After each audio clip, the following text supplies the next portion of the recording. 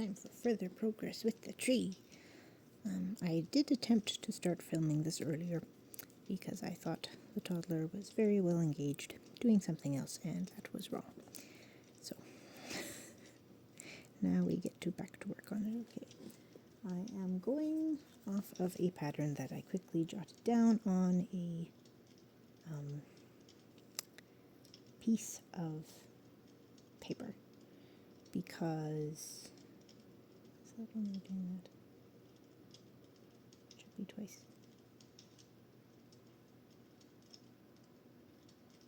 Shouldn't that be twice? Everything else has it opening twice. No, I guess not. I wrote it down this way. It must be that way.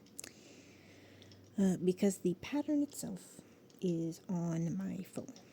And my phone is currently being used to record what I am doing. And I did test this, and my camera will not allow for split screen.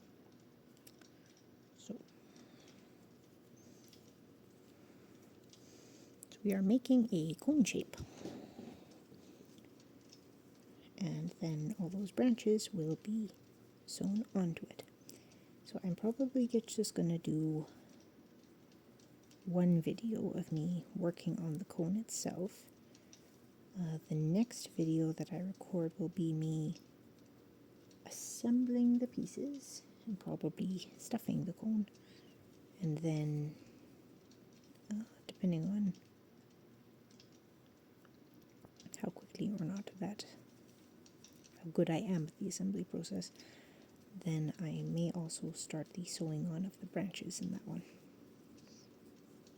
Which I guess would actually be the full assembly then. We'll see. This is, I don't have a exact color match for the sparkly green as a base green color, so I may end up making a star to go on top of it.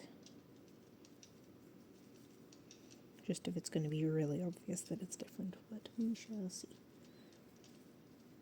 I could also just make a little, basically this portion of the cone in white and just plop it on. That would work. That might work better than doing a star, actually, considering that it's just a snowy one. So this one is not worked in a spiral, this is joined in the round. And when you're joining in the round, the most important thing to remember is that that join is not a stitch. So see here, this is the join. That is not a stitch. Don't stitch into it, otherwise you will throw your count off. See it right here, not a, right there, not a stitch. That will not be worked. This is, because this is a stitch. Remember to check off as I'm going. I lost my pencil, by the way. I had to pull up this mechanical pencil that I usually use for writing very small, fine things. But I had just a regular pencil that I was writing stuff down with, and I don't know if a child took it out of my things, or if I've just lost my mind and it is just gone. I don't remember moving it. Or it could have fallen into the abyss of the corner, which is also a distinct possibility. One of these days I may show you the abyss of the corner, but right now the abyss is abyssing, so. And I'm not doing a stash tour.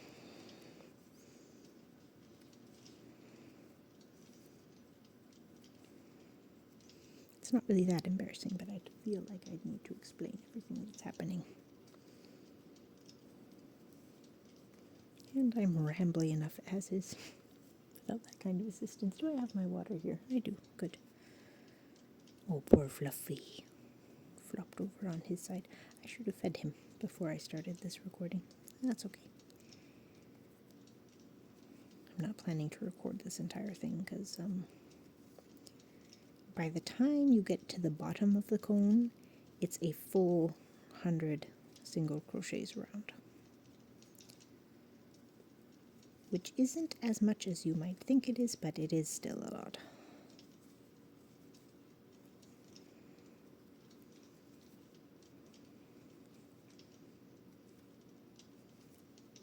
course, when it comes to the abyss of the corner, this video is going to be coming out in December.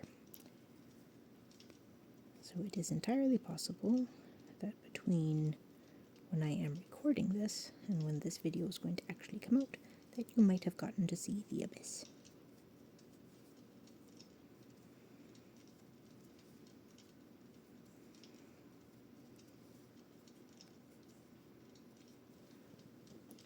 Remember to check off what I just did.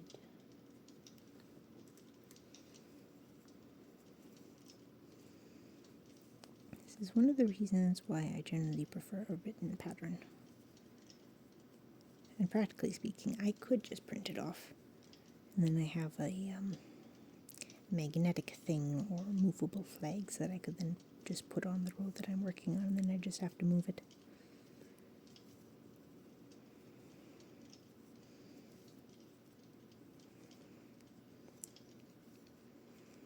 But then I also got all these pretty pastel sticky notes, and what else am I going to use them for?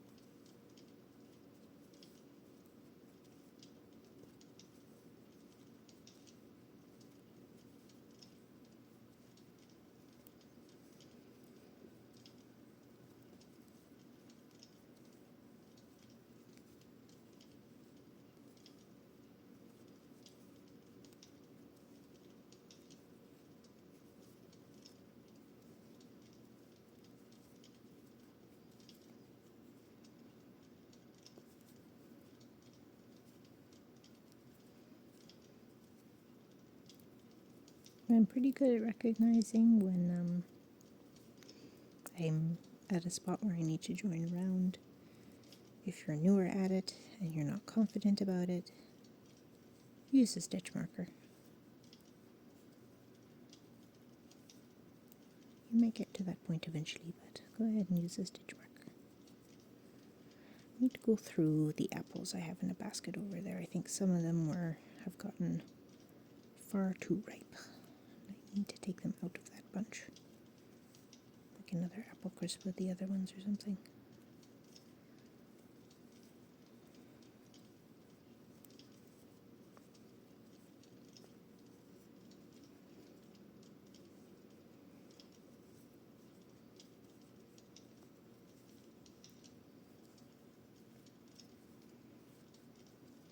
I wonder a little bit if I was using my earbuds with my phone, would I be able to listen to like an ebook or something while I'm doing this, or would the camera overwrite anything trying to play audio?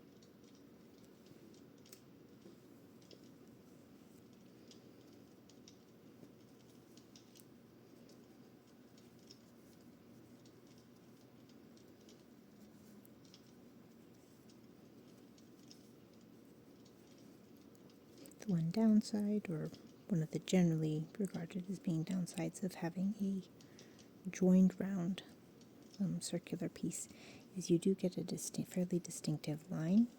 If you know what the rest of crochet looks like, is pretty obvious. But since this is going to be completely covered in those spiraling branches, you're not actually going to see basically any of this, which is also part of the reason why I think I can get away with using this different colored green. That said, though, I didn't have very much of this green, so I did have to acquire some more. Thankfully, I found a very good color match in the Caron 1 pound skein. So I get a lot of mileage out of this green. This green is actively in, I think, 3 different projects right now. And it's just a good green for a lot of different stuff, so I know I'll use that entire 1 pound skein. Where exactly I'm going to store it, well, maybe that's another one that'll be a good one to have in the abyss. The green, a black, and a white. And maybe a pink. I like doing cheeks. If you want something to be cutesy, pink might be good. Otherwise, I'd try to limit most of the rest of what I would have to being things that are active in project.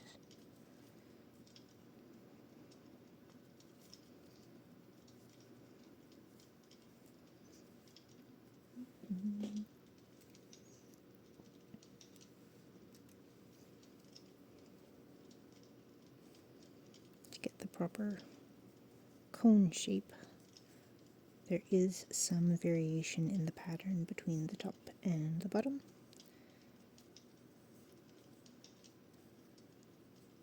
I am not trying to give this pattern out for free, so I am somewhat strategically not showing the whole thing. I mean, if I showed you the top from the very beginning, which I was going to do, but had to discard that footage, then I wouldn't have shown you the bottom. So as it is, you're getting to see kind of the part of the top third-ish.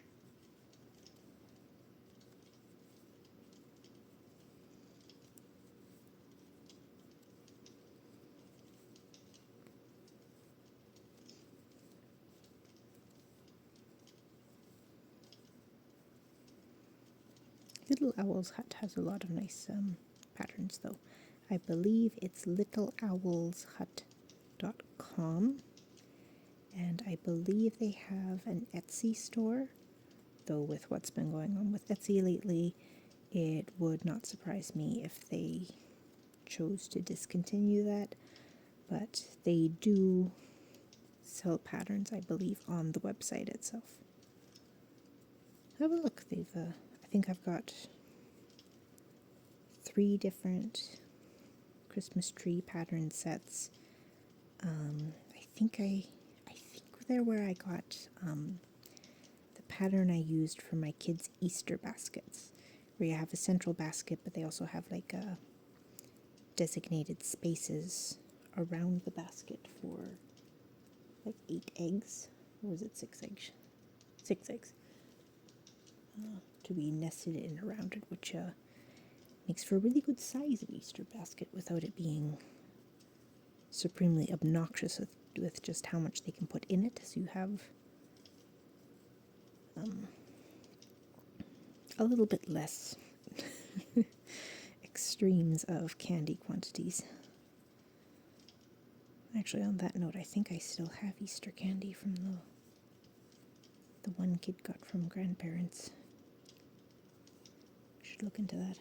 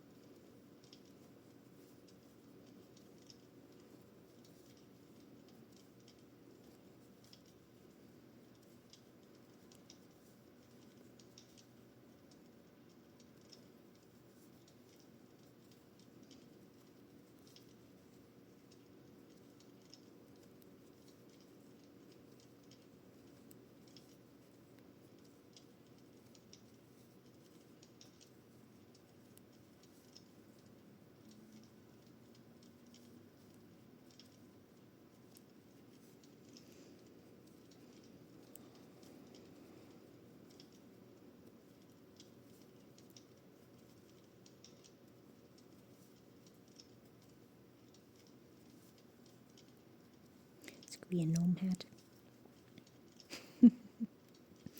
I actually have a book of crocheted gnomes for different holiday occasions.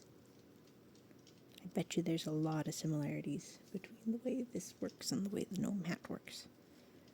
But then again, when you're looking at a away bug fungus net, I need to put in, deploy some more sticky traps. What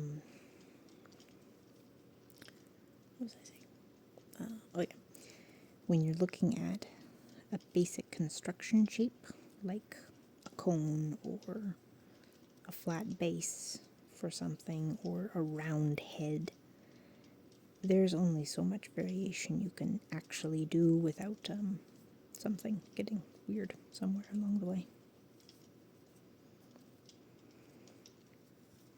It's a really nice peachy pink color. I should make a peach.